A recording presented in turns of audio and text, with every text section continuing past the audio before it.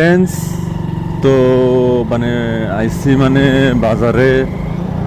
তো এই বাজারে মানে বড় বড় একদম মানে ফ্রেশ কাতলা মাছ একদম পাওয়া যায় 1,000 টাকা কেজি।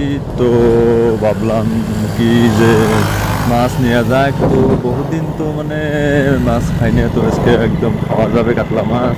তো দেখতে থাকেন কিরকম ভাবে কাটে কি করে না, একটা ফুল প্রসেস আপনাকে দেখাইতেছি। তো এরকম কাটা হয়ে গেছে কুচি কুচি করা, তো দেখতে পারছেন।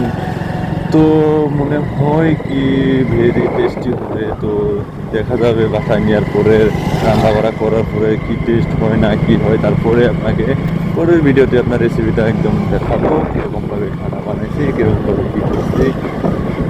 তো আজকের ভিডিও এখানে শেষ। তো